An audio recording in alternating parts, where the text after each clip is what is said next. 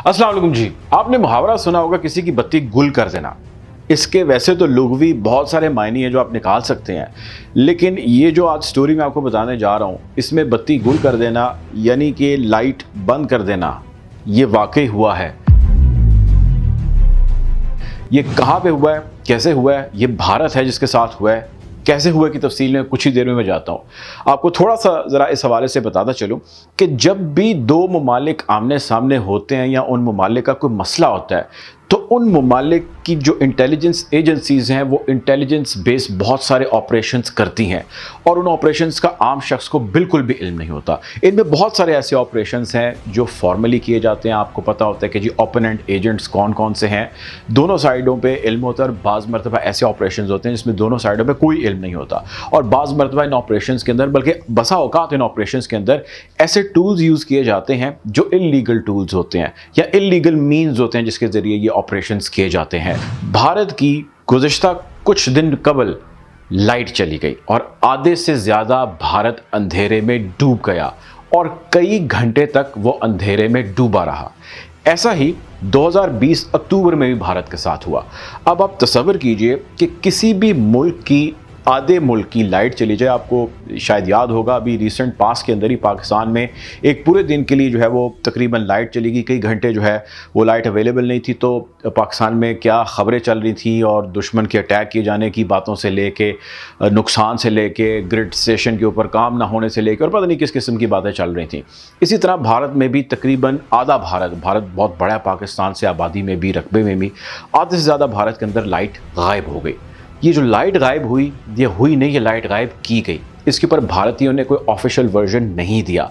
सिर्फ जो रूटीन के अंदर जो उनकी इलेक्ट्रिसिटी की निज़ाम देख रहा है इदारा, उसने एक रस्मी सी स्टेटमेंट दे दी।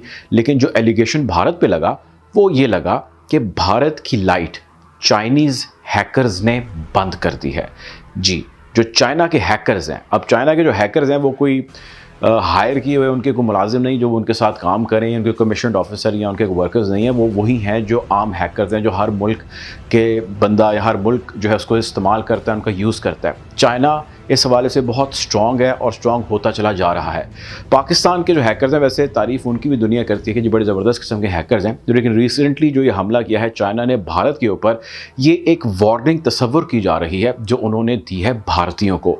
बेशक इंडिया के हैकर्स या बेशक इंडिया की जो आईटी के माहिरीन हैं दुनिया के वन ऑफ द बेस्ट के अंदर आते हैं, इसमें कोई दूसरी राय या कोई दूसरा ओपिनियन नहीं है।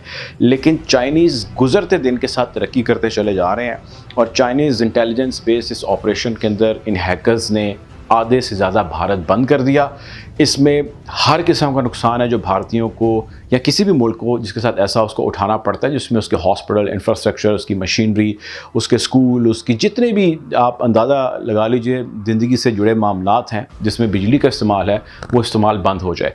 अब चाइनीज़ का हैकर का मकसद या चाइनीज़ इंटेलिजेंस ऑपरेशन जो था, इसके किए जाने का मकसद ये था कि भारत को वार्न किया जाए कि आप अपने दायरा कार में रहें, उस दायरा कार से वसी ना हो। अगर आप उस दायरा कार से वसी होंगे तो हम आपके साथ यूं ही करेंगे। लेकिन इसमें एक डिबेट और जनरेट है। वो डिबेट ये जनरेट है कि चाइना ऐसे जब बहुत सारे ऑपरेशंस होते हैं, खुसूसन ऐसे ऑपरेशन और स्पेसिफिकली ये ऑपरेशन ऐसा है जिसमें वो बहुत मरतबा ऐसी भी चीज़ें करता है जो पाकिस्तान के बिहाफ पे या पाकिस्तान को फैसिलिटेट करने के लिए करता है। यानी अगर भारत पाकिस्तान को तंग कर रहा है या भारत पाकिस्तान को आड़े हाथों ले रहा है, किसी एक महाज से तंग कर रहा है, तो दूसरे महाज से चाइनीज़ पाकिस्तान दोस्ती जो है वो उसका हमेशा आपको पता है कि बहुत ज़्यादा शोर होता है और उसको हमेशा पजीराई मिलती है और उसका हमेशा बोलबाला होता है। तो चाइनीज़ पाकिस्तानियों को भी हेल्प आउट करते हैं इस सारे मैटर में। और इसमें एक ख़बर ये भी है कि इन चाइनीज़ हैकर्स में कुछ पाकिस्तानी नजाद हैकर्स भी हैं जो इंतहाई इंटेलिजेंट हैं और दुनिया में बड़ी जी मांग है उनकी।